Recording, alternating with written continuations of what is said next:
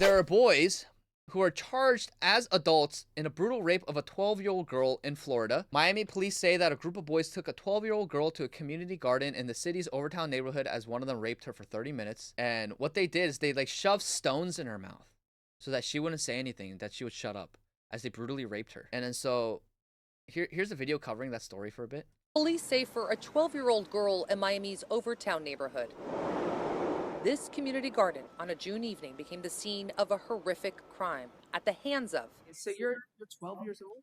You're 13 years old? Two middle school aged boys. We have a grand jury indictment charging. Now facing serious charges to include kidnapping as adults accused of a violent act of sexual battery.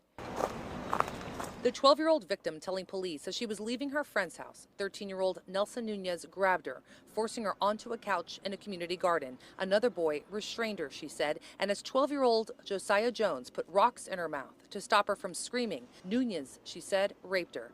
Shoved rocks in her mouth to make her shut up and not scream as they brutally raped her. This is a 12-year-old girl, guys, and these kids, they're supposed to be 12 and 13. Co-defendants only stopping about 30 minutes later when they heard her father calling out her name.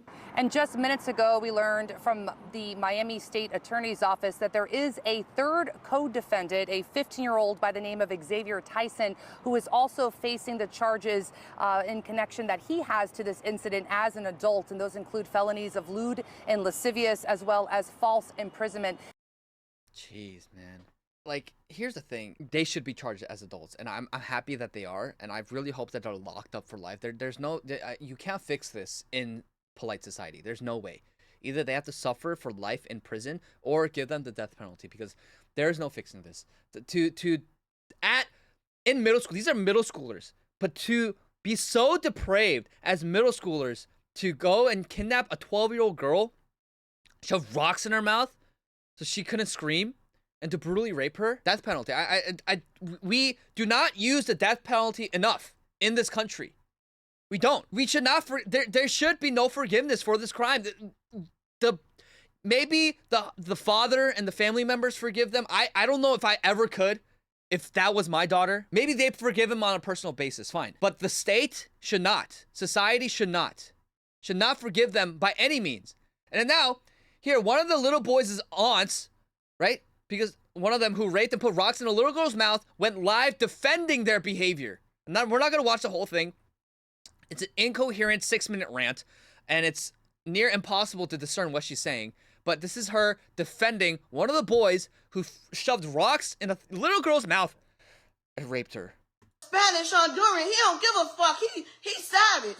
So he like, shit, you been talking about you wanted to do this to me. You finna, do me like this. So I guess he got aggressive with her, and she was like, oh, no, I'm not finna do that. I'm not finna sleep with all of y'all. I'm only sleeping with him. So I guess whatever happened, while they was running the train on her, the lady who stayed upstairs must have, on her way down to check her mail, or, you get what I'm saying, drop her garbage or whatever, she seen them. Because how the building is made, where the lady who seen the kids, it's like right there, and the farm is right there. So you can look over her balcony and see everything was going on in the farm. So I guess she spotted them.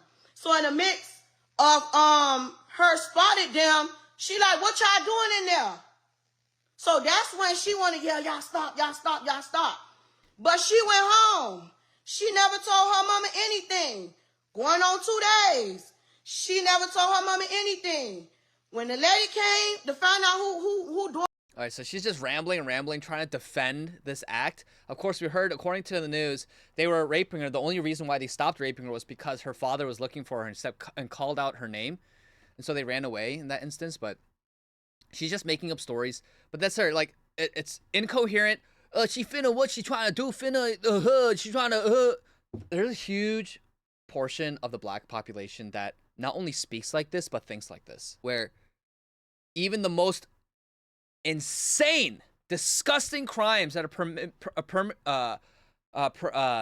committed by their community, they excuse it.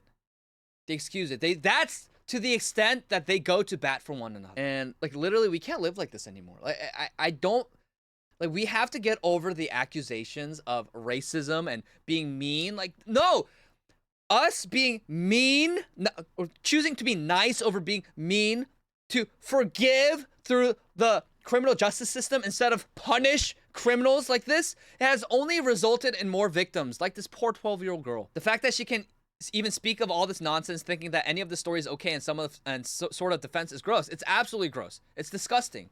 It's horrifying. Horrifying. There's nothing that ever excuses that kind of behavior, where a bunch of boys force a girl to do a very, very lewd act with them and to rape her when they're literally in middle school, shove rocks in her mouth. How do even middle schoolers think of doing that? And that's learned. That is learned from their culture, from their parents, from their community. That is the kind of behavior that's being enforced, and not only enforced, but promoted and defended by people like this woman. And so the whole BLM scam, I'm so glad the internet exists for this reason. I'm so glad for body cam footages. I'm so glad. I'm so thankful for body cam footage. I'm thankful for the internet that showcases the videos of this particular community and their behaviors. Again, I will always preface it, it's not all. I have great black friends. I'm not irrational in my prejudice and things like that. I'm not. I observe reality and I see it what it is and I call it what it is. But this is so indicative of this particular community. And the moment you call it out, the moment that, hey, I don't want to subject my children or my family to this kind of behavior and to this barbaric animalistic behavior, oh, you're racist. It's truly unthinkable that liberals and many left-wing Christians and the black community itself goes to bat for this kind of awful scum, degenerate, vile, depraved behavior.